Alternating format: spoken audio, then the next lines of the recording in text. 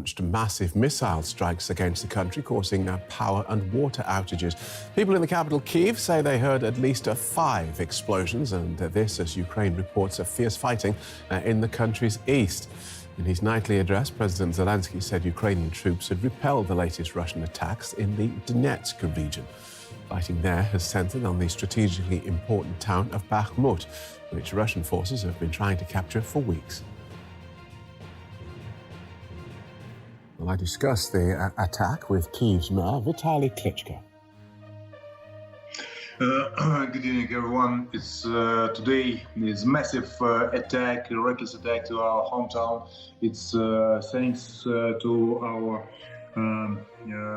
military forces. They shoot down actually majority of rockets. The biggest part of rockets was shut down, and a couple of rockets destroyed our infrastructure objects, and the effect was about 350,000 apartments in our hometown was without electricity, and 80% of city of capital today morning was without the water. The whole day the engineers working in. Right now we starting to give back the electricity and also water, but it's my personal opinion. It's Russian forces not successful right now on the front line, and they make a change the tactics right now to make a pressure to civilian people, to destroy the life of normal people, to want to freezing whole population in the city, not just in city Kyiv.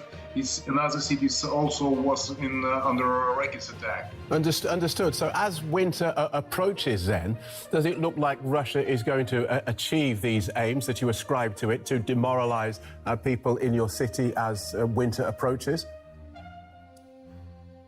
Yeah, it's my personal opinion. They try to demoralize the people, to bring the people in pressure, make depression the people, especially right now. Actually, it's pretty cold outside, and instead then the people getting angry. And we understand it's unhuman rights. It's like Russians do it as terrorists, and the people very angry about that. And we are ready to defend our houses, our cities, and our homeland.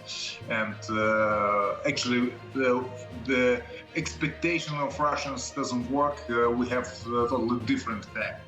Right. And as you repair those power and water supplies, though, you talk about people there being angry. As you go about these repairs, you do so knowing that they are likely to be targeted again. Definitely, Russians change the tactic. They doesn't success in front line, and right now they try to destroy critical infrastructure, water, electricity, the normal life of citizens, of civilians, and that's why I told the Russians explain the fake news. They lying about special operation. It's a war against military. They fighting against civilians. They need territory. They need property. They need country without citizens. They need Ukraine without Ukrainians. It's my personal opinion. Okay. Now, as the rest of Europe heads into a winter of record inflation and massive power bills, you talk about your people being angry. Do you worry that political support in the rest of Europe will waver as politicians worry about their own voters' anger about these massive bills and the inflation? First of all, I want to say thank you very much for everyone in Europe who support Ukraine. We need your help. It's very important for us, critical important for Ukraine right now to receive the political, economical support, the humanitarian help, and we understand it's very, very important for us, and we never forget your help.